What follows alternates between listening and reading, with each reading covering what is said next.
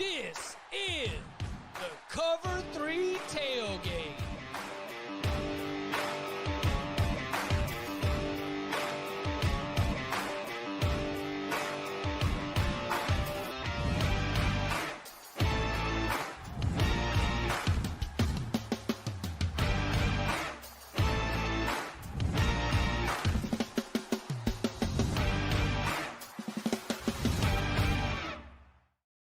And welcome back to the Cover 3 podcast here on CBS Sports. That's Tom Fornelli. I'm Chip Patterson coming to you live at youtube.com/cover3 and everywhere you get your podcasts on demand. Thanks for hanging out. Smash that subscribe, smash that like, and come and join us in the chat, aka the Cover 3 Tailgate, where Manny said, I've been waiting for this video for 54 days. That's right, Penn State fans. I know that it feels like it's been 84 years, but it's been 54 days. And finally, we get to say to you that you see those sirens in your feed. You know exactly what that means. Now, for those of you joining us live on youtube.com/cover3, just to be very transparent here. It is 3:22 p.m. Eastern time. And right now, as you can see in the headline, the reports everywhere, all of our friends, all of our enemies, all of our colleagues, all of our ex-colleagues, everyone is in lockstep with this. Penn State is in the final stages of negotiation to hire Iowa State's Matt Campbell. So we are going to unpack, obviously, the entire process that got us there. Matt Campbell as a candidate, Matt Campbell's future with Penn State, expectations, and more. All the stuff that we would always want to be sure to bring you here on the Cover 3 podcast, but just full transparency where we are here in the negotiation with those of you who are with those of you here with us live. Tom, I am going to just go ahead and call up all of the audience for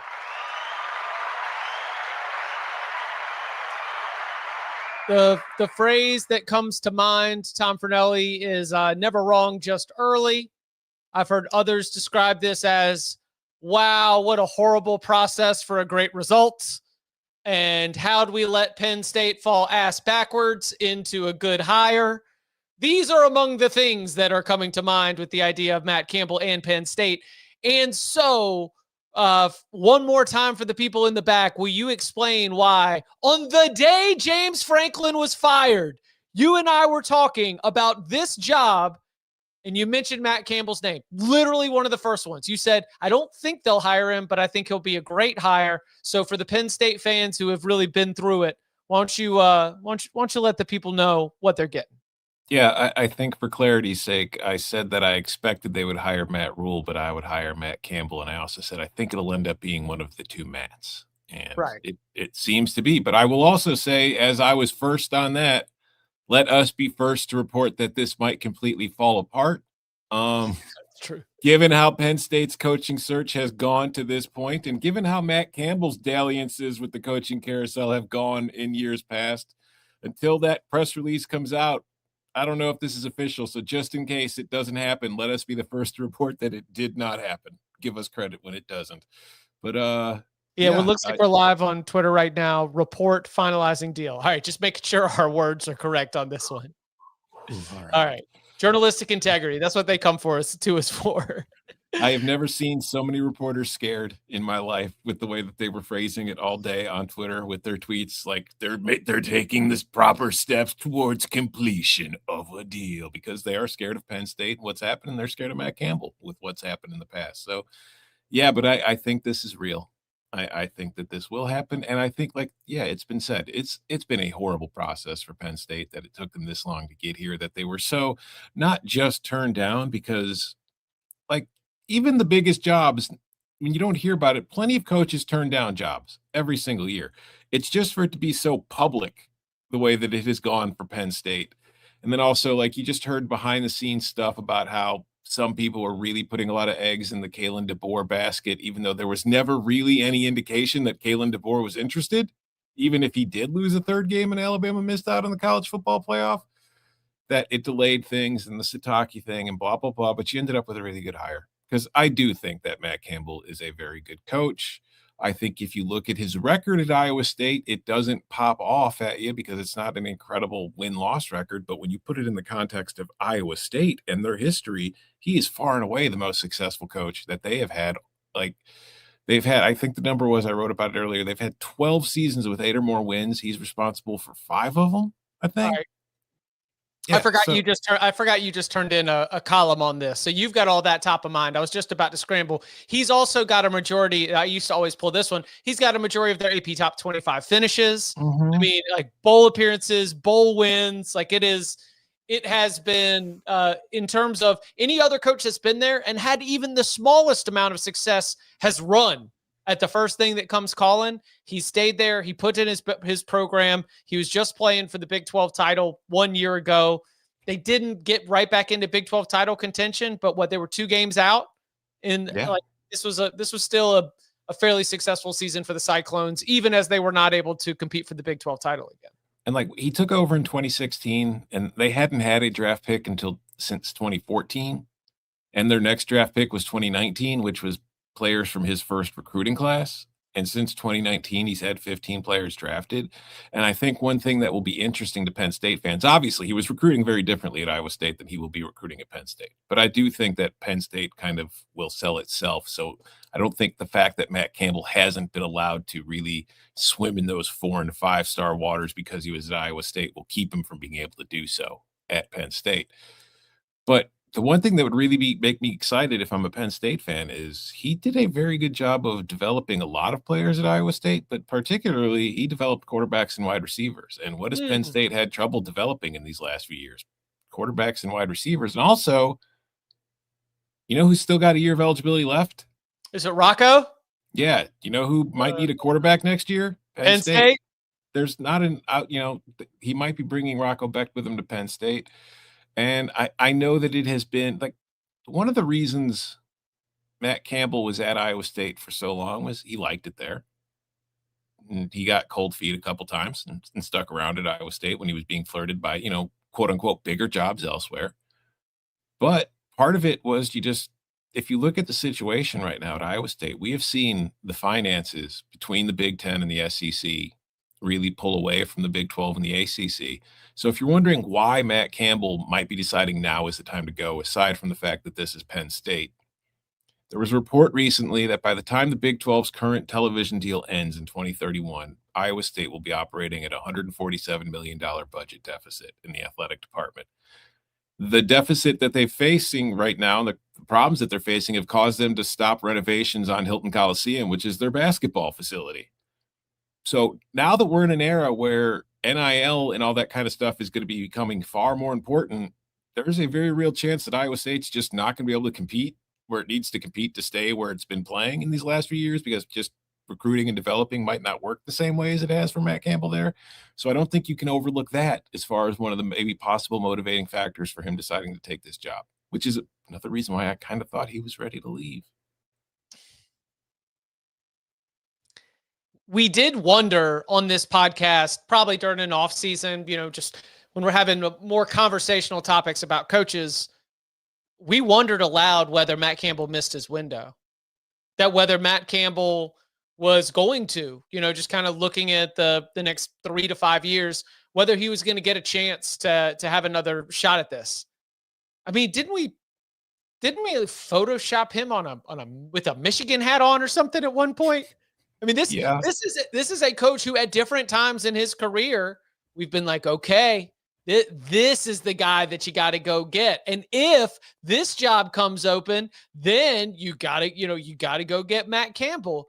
And time moved on. Those jobs got filled or he decided to stay.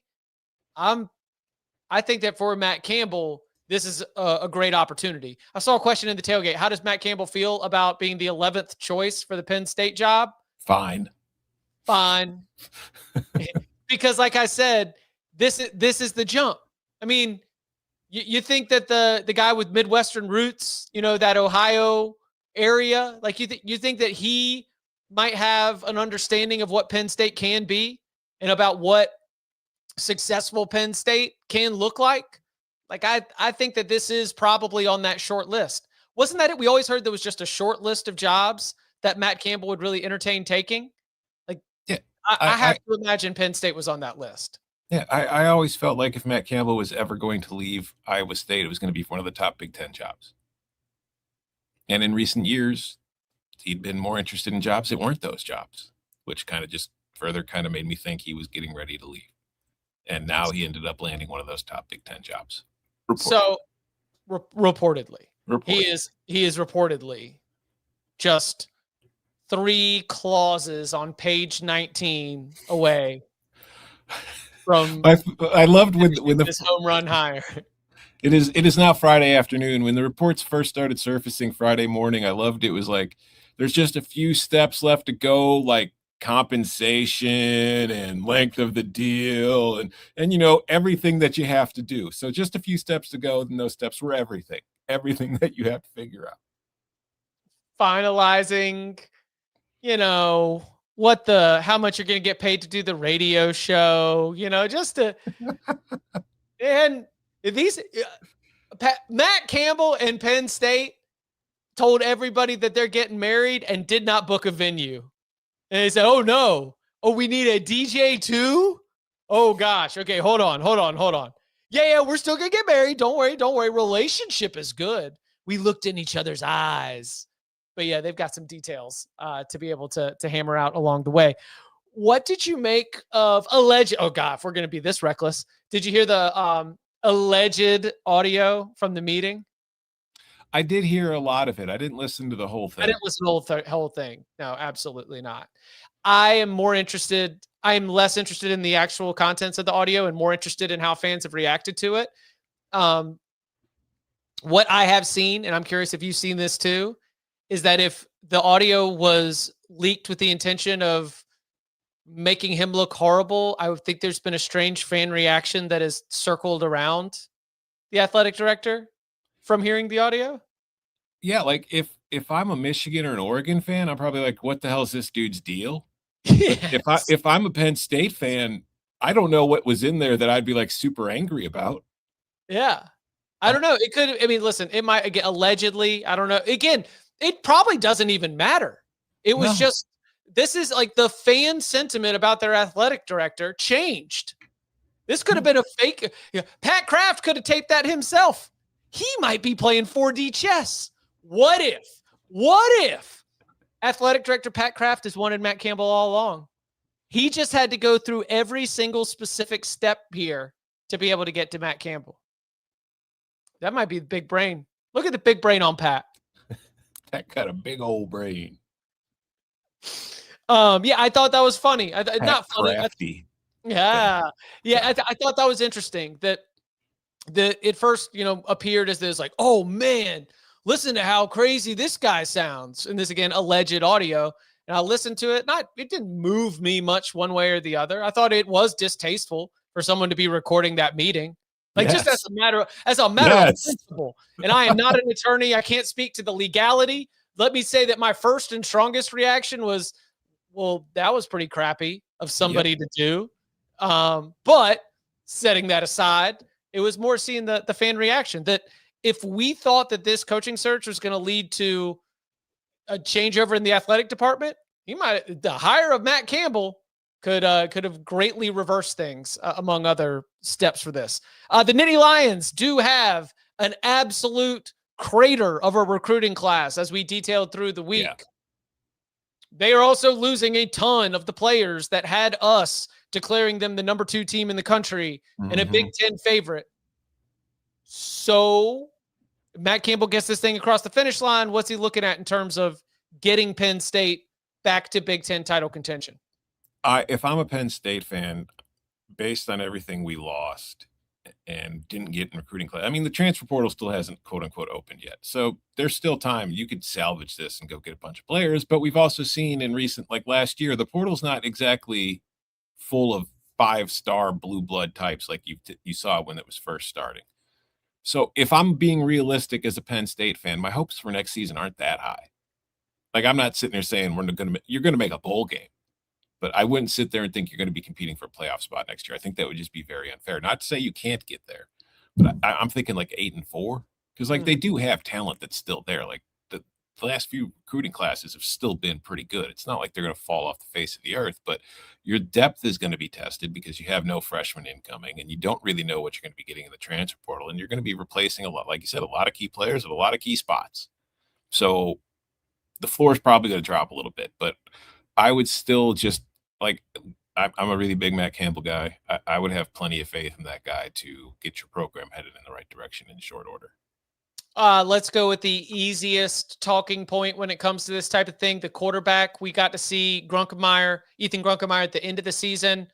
Would you rather go with Rocco Becht and bring him in from Iowa State, or would you rather talk to Grunkemeyer, see if you can get him to stick around, even though he wasn't the quarterback you recruited?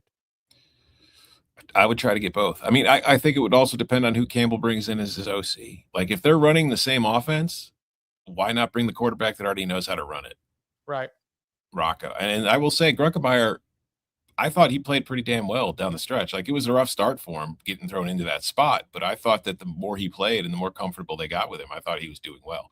So I think if you did go, two of the best defenses in the country for his first collegiate starts. Yeah. Bananas. I know. So it's like I wouldn't feel terrible if Grunkemeyer is my quarterback next year, but I would probably rather have Rocco just because I know he's familiar with the offense. Because I mean it's not the same, but it's a very pro style offense that Iowa State has run these last few years compared to what you might have been running lately at Penn State.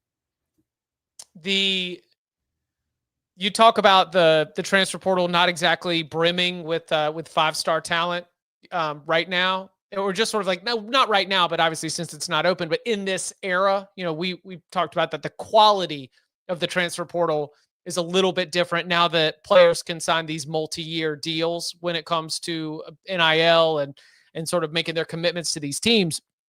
There also is this aspect, and I might be unfair here, because he's been at Iowa State and now he's going to be at Penn State.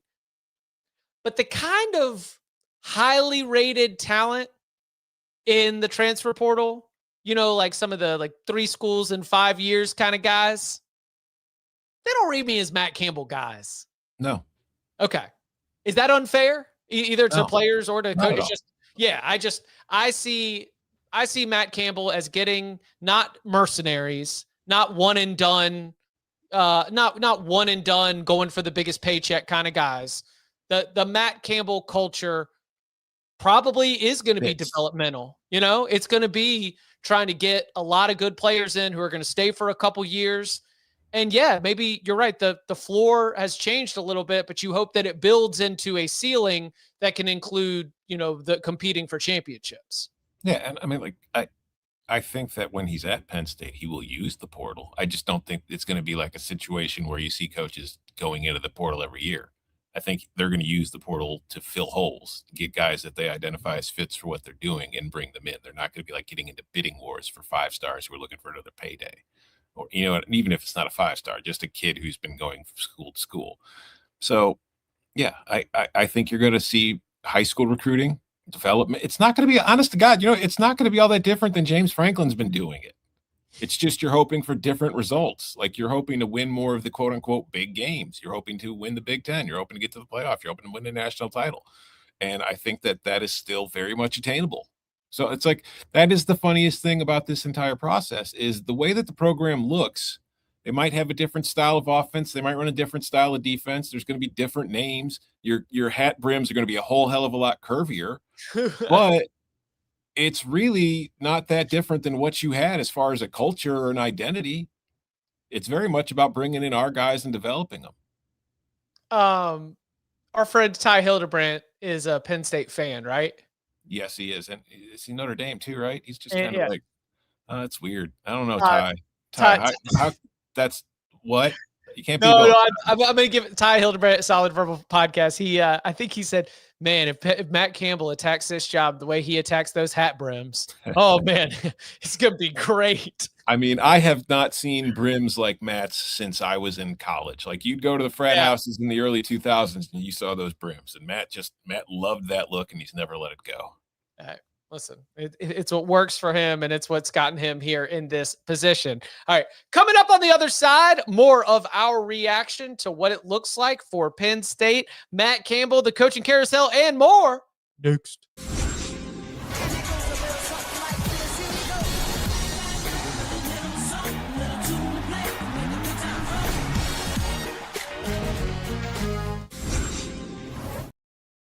Back here on the Cover 3 podcast. Again, Friday afternoon, widely agreed upon that we are finalizing Matt Campbell to be the next Penn State head coach. So we figured it'd be fun to go live here with you on YouTube to discuss what we expect to be a deal that should be finalized soon. Brandon Marcello says a deal is expected to be finalized soon. What does this mean? Imminent, though, right? We did not get an imminent. We did not get an imminent. Thank God. All right. It's tough to say Iowa. Do you have any read on what Iowa State would do in terms of a hire? I mean, my personal favorite, Jason Sandel for this one. No. My personal favorite's former Illini quarterback and former Iowa State offensive coordinator Nathan Scheelhaus, who is now the passing game coordinator with the Rams. I would love to see him get the opportunity to return to Ames and run that program. I would think that there are other coaches on that staff who you would probably consider as possibilities to step up and get that job. Maybe it's Jason Candle. Maybe they go back to the Toledo well. Yeah, that's what I was thinking. But I also think like Sean Lewis. I don't know if he would leave San Diego State for Iowa State and come back to the Midwest and I don't know, but I think Sean Lewis would be a great person to consider for that one. I think Matt Entz would be a good person to consider. I think there's a lot of guys you look around like the Midwest. Jason Eck would be a great guy, although I think he's going to stick at New Mexico after just signing that deal. I think it's going to be an interesting deal to see how this job is viewed because, again, like Matt Campbell made this job look a lot easier than historically it has been. So how will it be viewed with the current financial cloud hanging over that athletic department? I don't know. But I think that it's a job where there's proven that you can succeed in recent years. They have a very strong fan base. Like whether it's football or basketball, you will never go to an Iowa State game and find an empty seat. It is generally packed to the gills. That fan base cares. There's always going to be investment from it. So I think that it's a good job. It's just not what anybody's going to look at as a great job. So I don't think you can really go and pull an established sitting P4 coach and have them come to Ames. But I think there's a lot of good candidates that you could go after and get them to come. Jason Eck just signed an extension, right? Mm-hmm. So I'm sure we haven't heard a Sean Lewis extension yet. I don't know if Sean's got an extension yet. I haven't heard that. But Sean, if you do take the Iowa State gig, you could send me one of those helmets too. This might be an interesting moment. I'm glad we couched this. Do you believe in Kalshi as a dictator, as a way to be able to read? Okay. No, I do not believe in an unregulated market as a predictor of anything except for people just guessing. Okay. Don't make me go on the Andy Johnson from the Shotgun Start Data Guys rant. Oh, please! I haven't heard it yet. Oh, it's easy to be a data guy, Chip, because you're never wrong. If you say something's going to happen, but it was wrong, you're like, well, there's a 10% chance it wouldn't happen.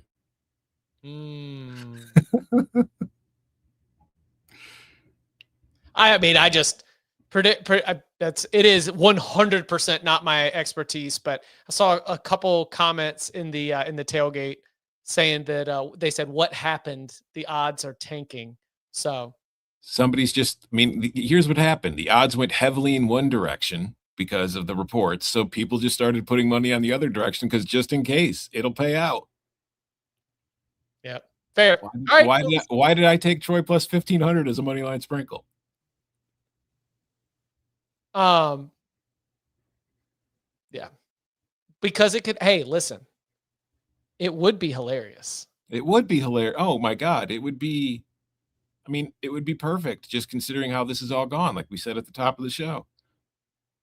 All right, let's if you've got any questions, feel free to throw them in the tailgate. Ryan says, "What is success for Matt Campbell?" It's a good question. Winning. I think success for Matt Campbell is that he is playing in a Big Ten championship game within 4 or 5 years. I would say within 5 years, because again, I want to give him the extra year just because of the way that this all this recruiting class. I want to give him a little more patience than you might give a coach typically. But whether he gets to the Big Ten championship game or not, I think that, getting into the college, it's the same as it would have been for James Franklin, getting into the college football playoff with regularity, competing for the conference, beating Ohio State and Michigan and Oregon sometimes. I mean, you're not going to beat them every year. It's just not how it works, but you have to be able to beat them once in a while, especially when you come into a year like this where you went all in on your roster for that expressed purpose, and then just things completely bottomed out on you. Okay. Also develop quarterbacks and receivers. He has done he got multiple NFL wide receivers from Iowa State. Yeah, he had 2 go in the draft in like the first 3 rounds last year. Yeah. Let's see. What's Iowa State's record next year? What's Penn State's record next year? Penn State, I haven't looked at their schedule, but I'm just going to say 8-4 off the top of my head while looking up their 2026 schedule, because it might be the easiest thing on earth. Who knows? Let's see. They are playing Marshall, Temple, and Buffalo out of conference, although they're at Temple.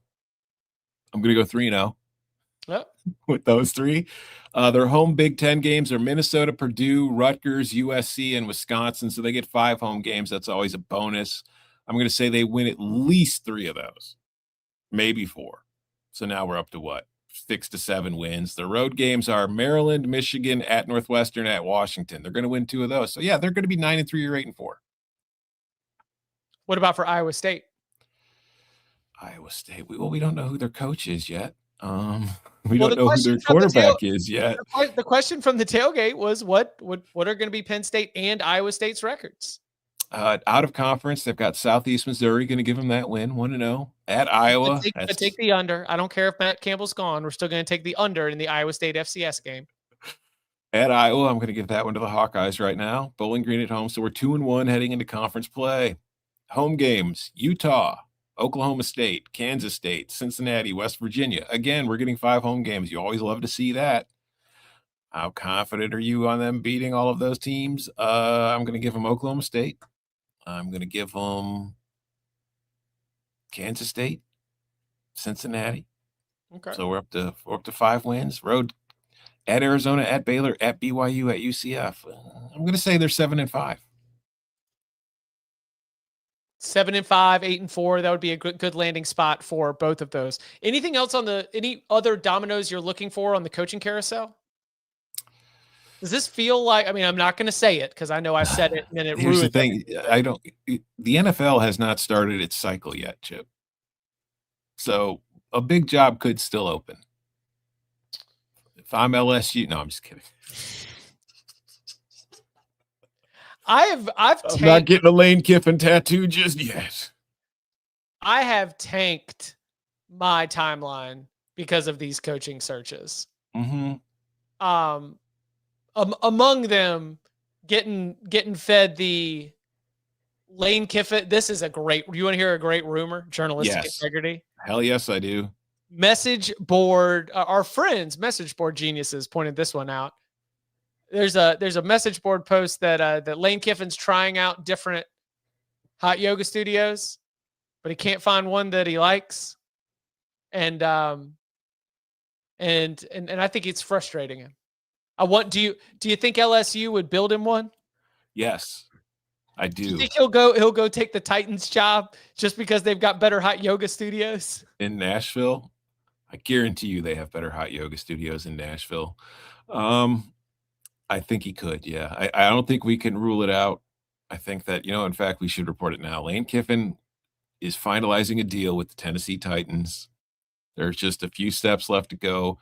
1 includes talking to them, 2 includes agreeing to take the job, and then 3 is agreeing on compensation.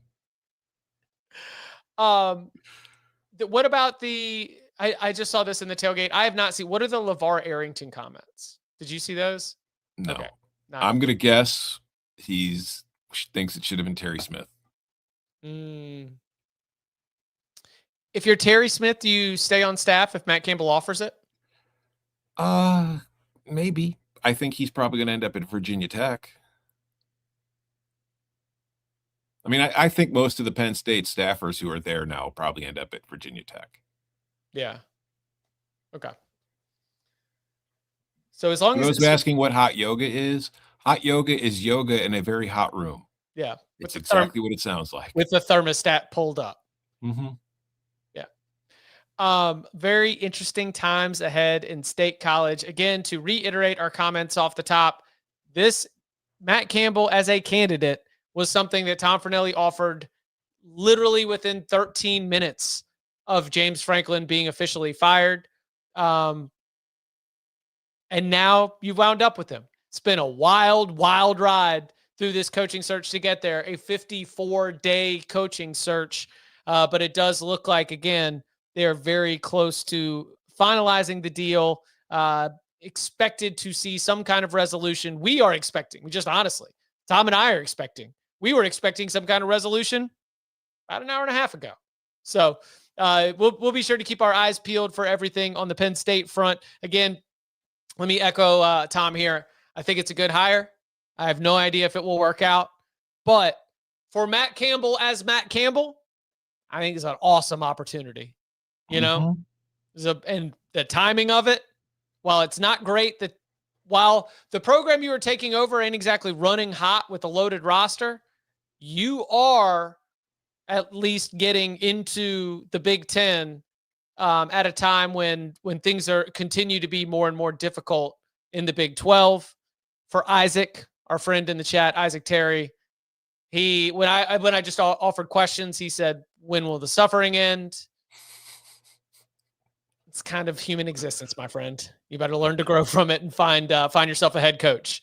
So we are excited to bring you so much more. Danny Kanell, I mean, you're never going to believe this, Tailgate. Danny Kanell said he might drop by. I'm probably about to wrap this up here in just a second, which means that Danny Kanell is going to show up 5 minutes later, right? Mm-hmm. Yes. Yeah. He's on set right now at HQ. Yeah, he's on set right now in Indianapolis. Mm-hmm. Talking about some game tomorrow. Did you know that they still play games? Hey, you know what? Let's go ahead and throw this. Let's read this into the record. I'm with you on Iowa being the tell. Oh, yeah. I haven't heard anybody else say this, but I got asked a couple times today, and I've flipped my tune. I'm like, no, you guys are thinking about this all wrong. Duke can absolutely jump ahead of James Madison with a win against Virginia. Like, no matter the margin here on Friday night in Harrisonburg. Yeah, I was just doing that thing that we're prone to do in this job when this is such a huge topic of conversation. I was just looking at those rankings, and it kind of dawned on me that Iowa, 4 losses, is 2 spots ahead of James Madison. Yeah, Iowa with 8-4 record is ahead of James Madison with 11-1.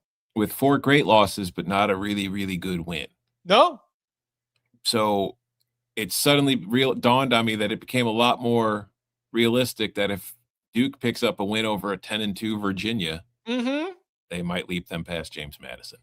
So they would have 7 Power 4 wins. James Madison has 0 Power 4 wins. Duke would have a win against a ranked team. James Madison has 0 wins against a ranked teams. I feel bad for Iowa State fans in that we're doing a show talking about them losing their coach that they adore, and we're finishing it by talking about Iowa being ranked. Yeah, but not being ranked anywhere that changes anything. Still.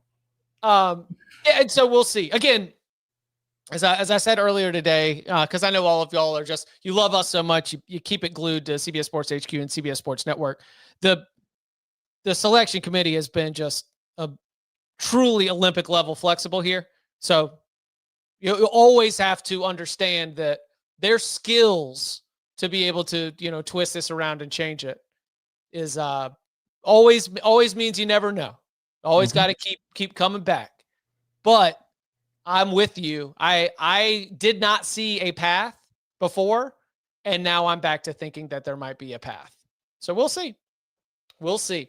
It all starts on Friday night. Again, James Madison will be playing Troy in Harrisonburg. Then, of course, if you want to go and check out Jacksonville State hosting Kennesaw State on CBS Sports Network, Jordan Giorgio on the sideline for that, as we mentioned before. Do you know what I heard? According to sources, no. we're gonna get Jordan Giorgio doing the trophy ceremony. Oh, is Jordan handing out the trophy? I think so. That's that. I said, don't drop it. Good luck out there. Like, I think it's going to be awesome. So check out Jacksonville State and Jacksonville State, Kennesaw State over on CBS Sports Network. Then in the 8 o'clock window, you've got Boise State and UNLV in the Mountain West Championship game, as well as North Texas and Tulane in the American Athletic Conference Championship game. So lots of action. It's our last big weekend of football. Wrap your arms around it. And Penn State fans, congrats from the Cover 3 podcast. This is probably where you should have been all along, but that's where it is. Again, reports across the globe that we are finalizing a deal with Iowa State's Matt Campbell. If not, we are circling a contract. We are circling we are making photocopies of this contract right now. If anything changes, we'll be sure to circle back here on the Cover 3 podcast. But if not, join us on Saturday night, 11:30 p.m. Eastern time, where we will be giving you our instant reaction to all the championship week action. And you can follow him on Twitter at Tom Fornelli. You can follow me at Chip_Patterson. Tom, thank you very much. Thank you.